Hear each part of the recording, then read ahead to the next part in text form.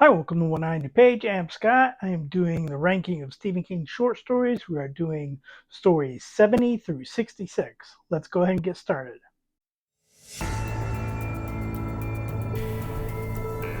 Before we get into the five stories that we're discussing this week, I do want to go over briefly uh, You Like It Darker, which is his latest story collection. I talked the last time about how there are 12 stories in here, seven of which I have read before, five of which I had not, and I have finished four of those. I only have one more story to read. And that depending on whether or not these stories were short stories or novellas, I might have to add more stories to this count. Four of the stories that I had not previously read are definitely novellas. One of them is kind of in a gray area. It's really close. Wikipedia says it's a novella. Stephen King's website says it's a short story, but it says every story in here is a short story, including Danny Coughlin's Bad Dream, which is like 170 pages long. So I can't go by that. I am going with it being a novella. I will be doing a more in depth uh, solo video about this book later. If in doing that I change my mind about the one story with The Dreamers, I do think it's a novella, but if I change my mind, I will add it later. But for now, I'm going with novella. But let's go ahead and talk about the stories this week. There are 115 short stories, barring me changing my mind on that one.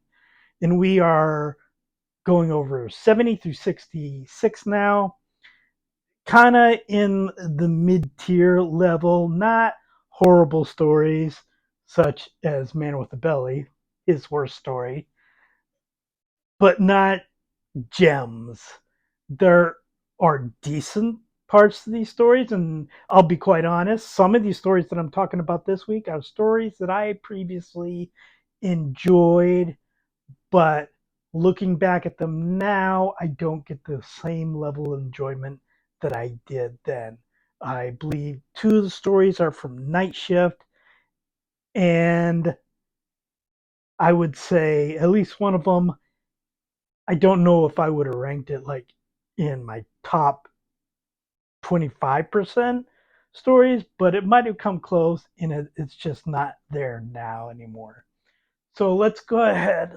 Story number 70 is in Night Shift. It is I Know What You Need. A young woman, Elizabeth Rogan, is young woman Elizabeth Rogan meets Ed Hammer Jr.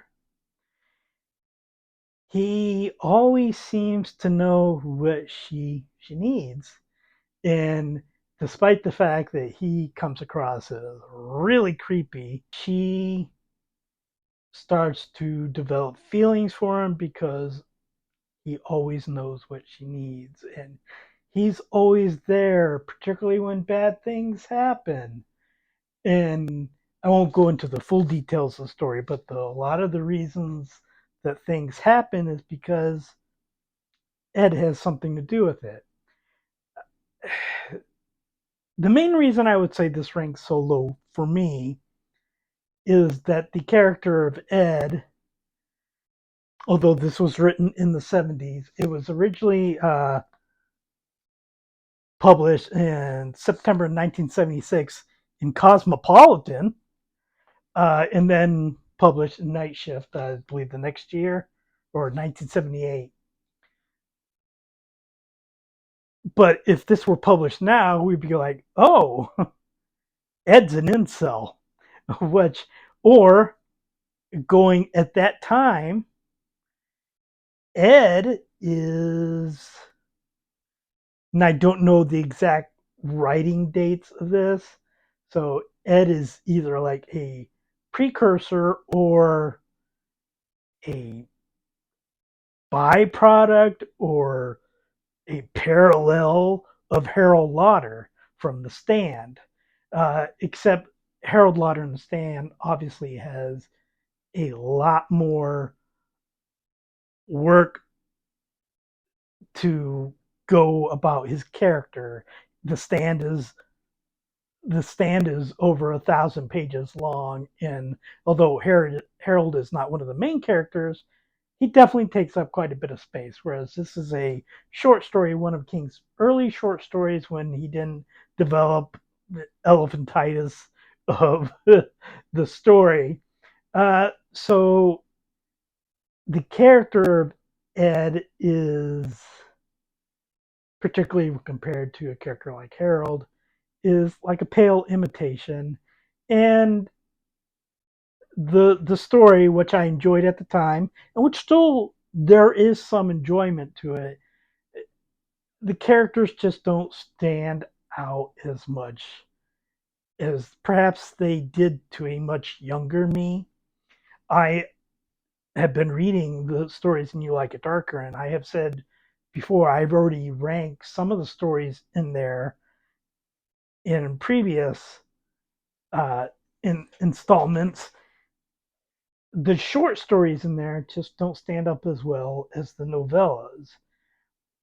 I think King works best when he has room to work. In some of these short stories, he just doesn't allow himself the room to work. Now, that could be a failing of his. I mean, perhaps you might say he should be able to get what he needs to do in that short word count. Uh, Harlan Ellison, famous short story writer, pretty much feels like there's no story that couldn't be told in a short story. I don't necessarily agree, but hey, he's much more prolific than I am, or perhaps even Stephen King. At least he's definitely written more short stories than Mr. King. Story number 69 is The New York Times at Special Bargains Rate, which was published in Just After Sunset. It was originally published in the magazine of fantasy and science fiction in 2008. It is about a widow who receives a phone call from her husband days after he dies, and he is in the afterlife, sort of, also sort of in the plane crash that took his life. He tells her things that not only does she not know, he shouldn't know, but time is different where he's at. And then the phone call ends, and then time moves on. She moves on. She gets remarried, and things that he mentioned happen. And that's it. It's a short 10 pages. A 10-page short story for Stephen King is short. And again, it's just like the previous story. Short stories, especially short stories that are that short, just don't seem to work as well for King. Especially later King, because later King he does, I guess, go on a little bit. Hold on. I don't know what that was, but it sounded like a cat breaking something. It is what King has referred to, and I can't remember how he used the reference, but it's kind of a fingernail paring of a story. There's just not much to it. Short story number 68 is Afterlife, which was published in the Bizarre Bad Dreams. It was originally published in the literary magazine Tin House in 2013. It is somewhat of a companion piece, not uh, deliberately so, but to the previous story because it has to do with the afterlife. Except in this one, William Andrews, who is a banker, is in the afterlife, and he is given the choice of basically moving on and or basically being reborn to his same life and having the chance to live it over again. And he keeps picking the living it over again, but he doesn't seem to change anything, which readers of the Dark Tower may understand this conundrum. Uh, Part of the reason that this story doesn't really stand out very well is because I think this story is much like people might say a novel like Holly is, although I don't necessarily agree, but I do agree here. It is kind of politically based because King has an issue with bankers. Apparently, this was written around the same time as financial crises in the late 2000s. Uh, it does. I wouldn't say that it comes across as preachy, but it does come across as just a little too. I don't know the correct term. I wouldn't say PC, but it is definitely a little bit too political for my liking. I don't mind if you want to knock down bankers or uh, white collar criminals like that. That's fine. It's just it seems clumsy. Story number 67 is The Man Who Loved Flowers, also in Night Shift. It was originally published in Gallery magazine in 1977. It's about a serial killer. It, it's it kind of reminds me, in a way, of other serial killer stories that King has written. Like I believe it was last week I spoke about Nona. There's a story, Strawberry Spring, which I haven't covered yet, which is a much better version. This one is just a mentally disturbed young man, similar to these other two stories, who kills women because he thinks that they are his love. But then when he discovers that they are not,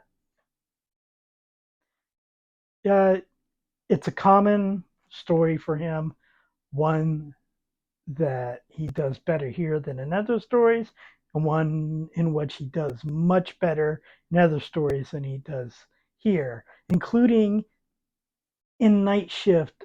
Again, there are, I mean, Strawberry Spring. I don't know where Strawberry Spring is going to end up, but I'm pretty sure it's going to be in the top 25%. But this story just, it's early King, and early King just doesn't handle women as well as he is able to later in his career. And the character work here for the young man isn't done as well as he does even in the same book. Short story number 66 is The Death of Jack Hamilton, published in Everything's Adventure in 2002. It was originally published in the New Yorker magazine in 2001. It is based on he was originally an original member of John Dillinger's gang, and it's the story of his death. Again, not particularly a bad story, but it's just not a story that I have a lot of interest in. It's amusing more for some of the details in it than the story itself. It does come across as a little bit of like, oh, I'm going to do this. Aren't I cool? And it's like, yeah, a little cool, but I mean, it does seem like a little bit of an exercise. And it's fine, just not particularly my thing. That is stories 70 through 66. We'll be doing the next installment of 5 Year Battle PG Woodhouse next week, and then I will do stories 65 through 61 the week after that. Apologize, I've gotten a little bit behind on some of these videos, but I should get back on gear now. That's it for now. Please like and subscribe, leave a comment, and I'll talk to you next time.